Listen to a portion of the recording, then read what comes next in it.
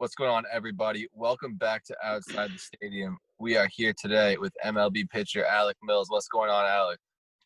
How are you guys? I'm doing pretty good. How about yourselves?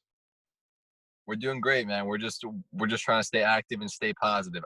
I go by Kush, coming at you from some dope place with a sick background is Rosen, and from that familiar Harry bedroom is Harry up top. D-Ro, you want to take it away? Yeah, what's going on, Alec? Thank you for being here. So I want to touch on spring training a little bit. You were killing it. You had a .84 ERA in 10 innings.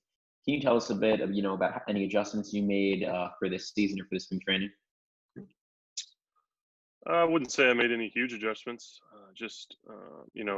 Came into camp with a little bit more confidence than I've had, knowing that I had the ability to, get big league hitters out and do it a lot. So I guess just coming in with a lot of confidence was big for me, and coming in, ready to go. Not necessarily kind of building up still, but coming in with arm fully healthy and arm fully ready to go. So I would say just more or less in top shape, ready to go. Last year, you got your first save and win line. Can you talk a little bit about those experiences?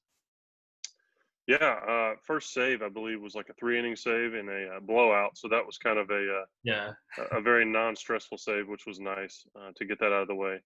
And then I think the win, I think I snaked the win if I remember right. Yeah. Or maybe no, I think I maybe just pitched the 5th inning and started and go. I don't remember exactly. It was definitely not one I started. I know that.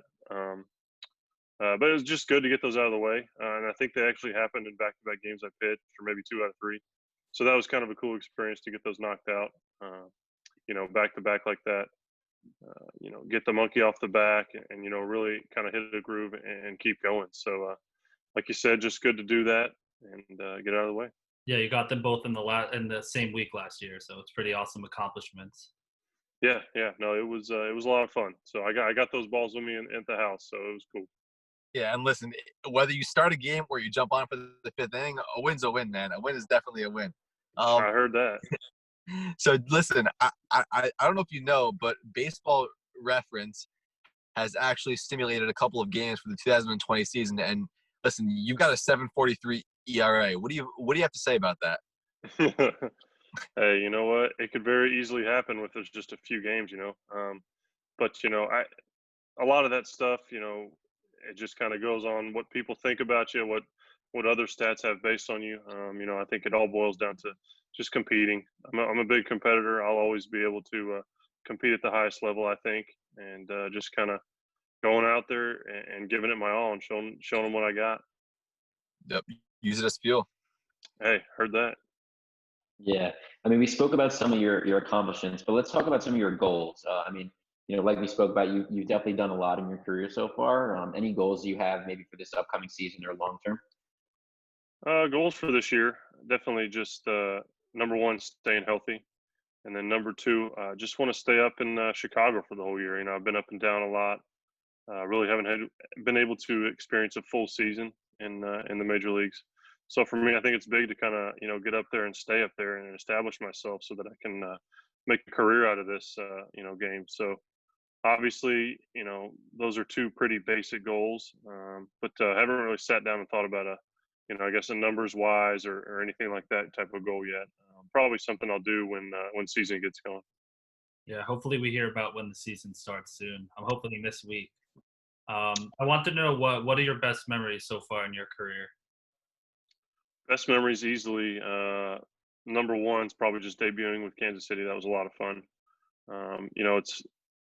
It's definitely a best memory, but I don't remember a whole lot about it, if that makes any sense. Just because kind of all flew by, happened really fast, and you just I guess never really got to sit back and realize what had happened until it was all over. But obviously living a dream come true was awesome, and making all that hard work that I had done and stuff like that really just come to fruition was pretty cool experience. And then actually growing up a Chicago Cubs fan, so this year or last year it was kind of cool for me to really stay up and pitch and get a couple wins and pitch in some big games against the Cardinals. So that was a lot of fun for me to be in that series. Growing up watching them like I did. So. Yeah, you pitched to absolute gem against the Cardinals. I looked at both of your games. You literally 1 earned run in 5 innings. You were killing them. Appreciate it. Yeah. By the way, it started you in DFS, one of those games. I yeah, I needed some a last minute plug-in, and you definitely did the job. But I was probably pretty cheap, wasn't I? hey, on points per dollar, you absolutely murdered it. So thank you so much for that. I can't remember how much I won, but I did win. Listen, I see behind you got some memorabilia. Do you want to talk about what that is? Is that something cool behind you right there? Yeah, so this is the scorecard for my debut. Kansas City actually did a really cool thing. They put it in a really nice frame for me. So just a couple tickets, and then the scorecards from the managers, and then actually the main one. And then above that, I'll pan up, is my jersey from the debut. So I was actually number 63 in the debut. So that was they did that too, put that in a frame, and I think it's a couple tickets and then a couple pictures from that day. So that was really cool. And then actually over here behind my head, you really can't see it. It was actually something my agency got me. It was they got some dirt from the mound the day I pitched, and so there's a little container holding some dirt, and then a couple pictures and engraved. So that was really cool too to have. So that was kind of my memory wall. I got a couple more things I want to get framed and stuff like that, but not a whole lot of space in this room to hang it yet. So we'll figure something out for that. But yeah, it's pretty cool little spot for me. Yeah, listen, man. The more memories you make, the more wall space you're gonna need. I heard that, dude. We got to figure out a way to find some wall space. I'm a pretty big memorabilia collector, so I might ask you to talk a little bit more of those things. But I guess to tailor it to you played with some pretty good teams and some really good teammates. Do you want to talk about some of your favorite or best teammates that you've had so far in your career? I think favorite. There's all kinds of favorites you can play. Playing with the Cubs. I mean, you got Rizzo's just an awesome guy. Works hard every day, just wants to win. And he's the ultimate Cub. I mean, I think people are drawn to him just for that reason. I mean, he epitomizes what it means to be a Chicago Cub, and full of grit and just gets the job done every day, no matter what. And then obviously you got Javi Baez does something special every day. KB's won an MVP. Obviously, he's really good. I mean, the list could go on. Jay Hay, awesome guy, stuff like that. But like I said, I hadn't been up a lot to play with those guys. So I think for me, more experience with teammates has kind of been the guys that have been up and down with me, played in AAA, stuff like that. Really got really close with Taylor Davis, being a catcher. Dakota Meckis, those guys like that.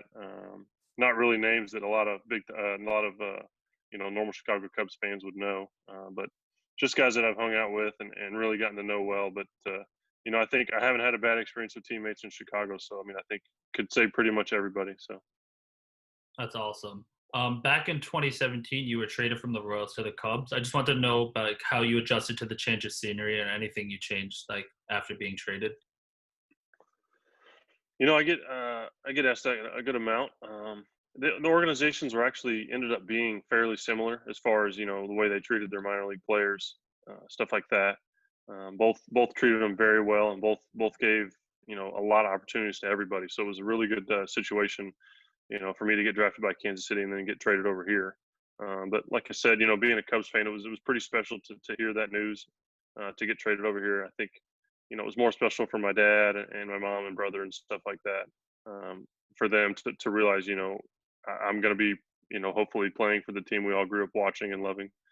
But not much adjustment. Obviously, going to the field, having to learn new names and make some new friends. Obviously, you're leaving all the guys that you came up with and really grew a bond with. But not a whole lot of difference, I would say, and not too much adjusting. Just kind of new and scary, I would say.